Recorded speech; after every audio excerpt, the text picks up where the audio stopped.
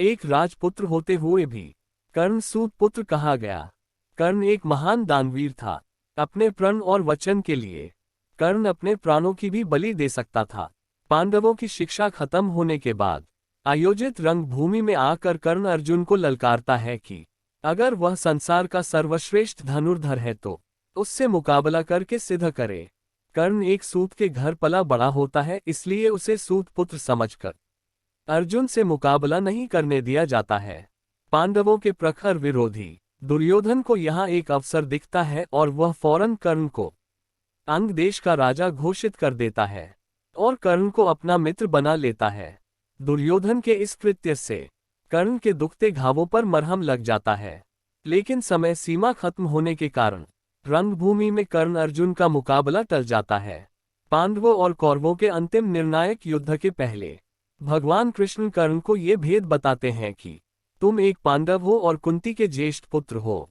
इस रहस्य को जानकर भी कर्ण अपने मित्र दुर्योधन से घात करके अपने भाइयों की ओर नहीं जाता है।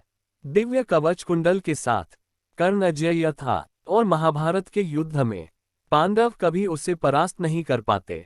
अतः इंद्रदेव उससे सुबह स्नान के समय ब्राह्मण स्वरूप में आकर दान में कवच कुंडल मांगते हैं। पिता सूर्य देव द्वारा दिखाए गए स्वप्न से कर्ण को ये बात पहले ही ज्ञात हो जाती है कि इंद्रदेव उससे रूप बदलकर कवच कुंडल मांगने आएंगे, पर फिर भी दानवीर कर्ण ब्राह्मण रूपी इंद्रदेव को खाली हाथ नहीं लौटता और उनकी मांग पूरी करता है। इंद्रदेव कवच कुंडल के बदले में कर्ण को एक शक्ति अस्त्र प्रदान करते हैं, जिसका इस्तेमाल सिर्फ एक बार किया जा सकता था और उसका कोई काट नहीं था। युद्ध के दौरान भीम का पुत्र घटोत्कच कौरव सेना को तिनकों की तरह उड़ाए जा रहा था। उसने दुर्योधन को भी लहूलुहान कर दिया। तब दुर्योधन सहायता मांगने कर्ण के पास आया।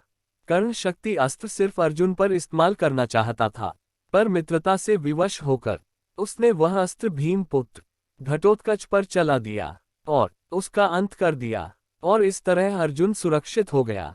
अपने साथ दो दो शापों का बोझ लेकर चल रहे कर्ण को ये बात पता थी कि जहाँ धर्म है वहीं कृष्ण होते हैं, और जहाँ कृष्ण है वहीं विजय भी होती है।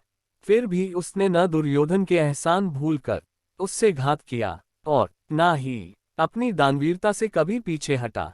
सार हो सके तो किसी के ऋणी मत बनो, और एक बार अगर किसी के ऋणी बन ही जाओ तो ऋण चुकाने में आनाकानी मत करो। अगर कोई कुछ मांगने आए तो उसे निराश नहीं करना चाहिए। जितना संभवतः हो उसकी मदद करनी चाहिए।